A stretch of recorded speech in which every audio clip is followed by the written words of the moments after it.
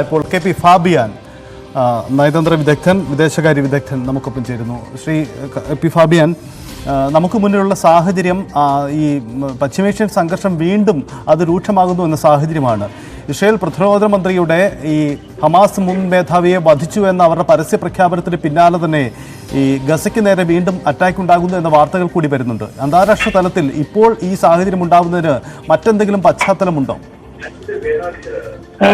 നമുക്ക് മനസ്സിലാക്കാനുള്ളത്, ഇസ്രയേലിനെ സംബന്ധിച്ചിടത്തോളം international humanitarian law, United Nations charter ഇതെല്ലാം ലംഘിച്ചുകൊണ്ട് ഇസ്രയേൽ ഒരു ജനസൈഡൽ വാറാണ് കണ്ടക്ട് ചെയ്യുന്നത്.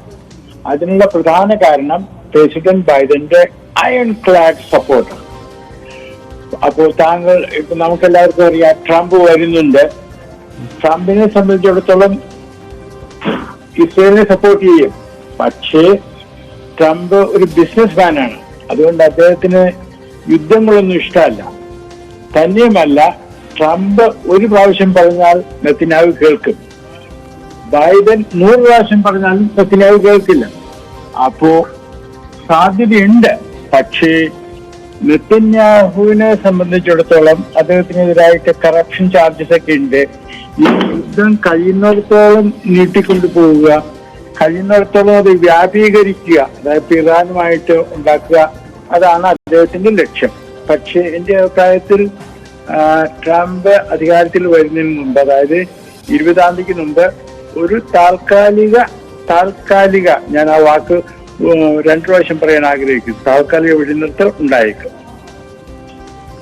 യെസ്, താൽക്കാലിക വെടിനിർത്തലിനാണ് സാധ്യത. ഇപ്പോൾ ഈ ഒരു വൈകിയ വേളയിൽ 5 മാസം കഴിഞ്ഞൊരു ഇത് പരസ്യമായി പ്രതിരോധ മന്ത്രി പ്രഖ്യാപിക്കുന്നതിൻ്റെ സാഹചര്യം, അതെന്തെങ്കിലും ഒരു മറ്റെന്തെങ്കിലും ഒരു സ്ട്രാറ്റജിക് മൂവ്മെന്റ് ഇസ്രയേലിന്റെ ഭാഗത്തുനിന്ന് ഉണ്ടാവുന്നതാണോ? നേരത്തെ നമ്മൾ പരാമർശിച്ചതുപോലെ ഈ അമേരിക്കൻ പ്രസിഡന്റ് ചുമതല ഏറ്റെടുക്കൽ അടക്കമുള്ള വിഷയങ്ങളും അതിൽ ഇസ്രയേൽ മുന്നിൽ കാണുന്നുണ്ടാകുമോ? എനിക്ക് തോന്നുന്നില്ല. കാരണം ഇസ്രയേലാണ് ചെയ്തതെന്നുള്ളത് എല്ലാവർക്കും അറിയാമായിരുന്നു. അപ്പോ ഇപ്പോൾ പ്രഖ്യാപിച്ചതുകൊണ്ട് അതിൽ വലിയ മാറ്റമൊന്നുമില്ല. ഈ ഹാനിയെ മാത്രമല്ലല്ലോ ഇസ്രയേൽ കൊന്നത്, പലരെയും കൊന്നിട്ടുണ്ടല്ലോ. ഇസ്രയേലിന്റെ പോളിസി കൊല്ലുന്ന സമയത്ത് ഒന്നും പറയില്ല. അപ്പോ ഇന്റർനാഷണൽ മീഡിയ പറയും Israel has neither accepted nor denied responsibility എന്നുള്ള വാക്കുകളാണ് പറയുന്നത്. അതുകൊണ്ട് ഇപ്പോൾ അത് പ്രസിദ്ധീകരിച്ചതിൽ അധികമായിട്ട് അതിന് പ്രാധാന്യം കൊടുക്കേണ്ട ആവശ്യമുണ്ടെന്ന് എനിക്ക് തോന്നുന്നില്ല.